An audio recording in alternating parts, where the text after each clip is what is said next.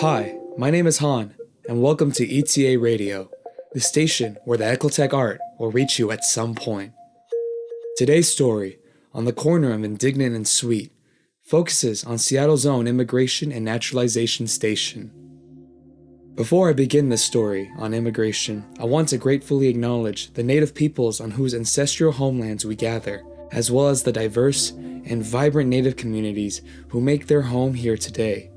And with today's story focused on Seattle's Immigration and Naturalization Services building, I want to specifically acknowledge the Coast Salish peoples of this land, the land which touches the shared waters of all tribes and bands within the Suquamish, Tulalip, and Muckleshoot nations. The movement of people, whether to a new country, overseas, or next door. We all share this background of movement, but we all do not share the same experience of being welcomed or settling in. Regarding America, some come over seeking refuge from religious persecution, displacement from war, social and economic strife, and for the American dream. So immigrating to the US, we may pride ourselves on our immigration policies as our greatest asset, one of our foundational human values. Or we might say, it is one of the greatest myths, if not one of the greatest struggles still reoccurring today. This is an issue that we have come across from the past since the inception of the United States. And as we look forward into the future, many of the things that we've seen in the past that we are not okay with, we're still seeing today. This is Doan Diane Hoang Dy, a senior tour manager at the Wing Luke Museum of the Asian Pacific American Experience.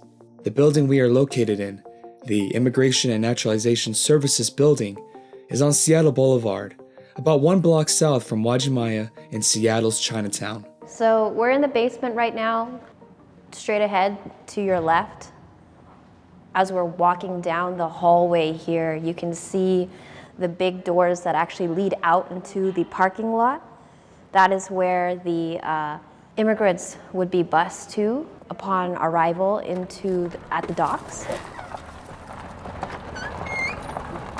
And as they enter the building, there's a thick yellow bold line on the floors, and the immigrants were made to stand across the yellow line with their feet apart, hands behind their back facing forward, and would be marched down the line to get first and made sure they weren't carrying anything that they weren't supposed to be carrying. So that initial experience, you can kind of imagine how these folks were coming to a land where they thought they could find freedom, opportunities towards this American dream.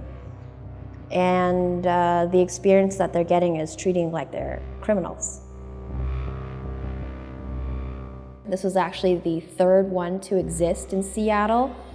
The only reason why the other two had closed before this one was the fact that they did not have enough space to hold the detainees. One of the previous locations was on Union and First Avenue in downtown Seattle, right along the waterfront area where immigrants coming off their 4-week journey on sea would be escorted immediately into the INS building. On November 30th, 1920, Ao Shi Eng was one of the many immigrants who went to the station on Union and First Avenue, and Elana Lim, granddaughter of Ao Shi, is here to talk about her experience. Can you tell me, why did your grandmother want to immigrate to Seattle? Sadly, I didn't ask my grandmother why she wanted to immigrate. And I'm not sure if she would have answered me anyway, because I realize now she was having to protect her husband, who was a paper son. The U.S. institutionalized possession of Chinese birth records, preventing many Chinese from ever becoming U.S. citizens. But incidents like the 1906 San Francisco earthquake and fire destroyed documentation of Chinese records there. Many Chinese were then claiming to be American-born or related to somebody with U.S. citizenship, so a paper son is family by paperwork. Art Wing Ing, a merchant, a paper son, a Chinese American, and Ao Shi's husband. They wanted to reunite in America. What types of questions would officers ask at the INS? The questions that were asked when I look at the interrogations, they were aligned to the thinking of the 1870s, what you mentioned about the Page Act. The 1875 Page Act restricted laborers from China, Japan, or any Oriental country to come over to the US for lewd and immoral purposes, essentially targeting Asian women who were all perceived as prostitutes and seen as a sexual threat to Americans. And I really feel like they were trying to figure out, was my grandmother truly my grandfather's wife, or was she a prostitute? What type of questions were they trying to ask Ao Shi then? Do you have like a record of the actual questions? Oh, I do. For everyone listening, we have a reenactment recording of Ao Shi's interrogation transcript that would have occurred in the 1920s INS building. Take a listen. In the matter of the application of Ao Shi, entered on SS Princess Adelaide, November 30, 1920, for admission to the United States as the wife of Ing Ark Wing, merchant, Seattle. Let's begin. What are your names? 你有幾多個名？我梁家聲係歐潘，我姓歐。My maiden name is Ao Pun. I am of the Ao family. And they were asking questions like, How much did this man pay your mother for you? 你丈夫俾幾多錢你媽媽嚟娶你呢？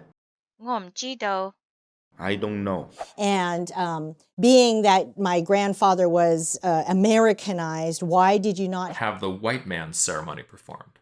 你丈夫係好美國化㗎，點解佢唔用白人嘅結婚儀式啊？我唔清楚，不過我個媽媽想我傳統式禮節結婚。I don't know, because my mother wanted me to be married the old way. So they're trying to paint it off as a transaction or, yeah. Yeah, absolutely. It was it was transactional rather than something that was cultural. I move the case be deferred, pending examination of other witnesses. I make it unanimous. I second the motion. Applicant unable to write name. You know the adage, those who do not learn history are doomed to repeat it. For myself, I had to learn the history so that I wouldn't repeat it. My grandparents and my parents were so fearful about talking about our family history, and I realized I needed to figure out what it was so that I could learn how to speak about it, and that's what I'm doing now. 2004 was the last year of operation for the Seattle INS building. In 2010, it has been converted into an artist space known as INScape Arts and Cultural Center, where around 125 local artists and small businesses can repurpose INS rooms into their own art studios. Ling Chun, an influential ceramics artist who has a studio in the INS, reflects upon her own experiences at the INS building. How does the history of the space affect or inform your work? My work itself is already a lot about my experience as an immigrant, because I am a first-generation immigrant from Hong Kong. I guess that's one thing that I feel strongly connected and related to those who were once being trapped in this building to looking for freedoms. And I am trapping all of this emotion that I have in me. And my only way of freedom is to make art. And for them, the only way to have freedom is to become citizens here in America.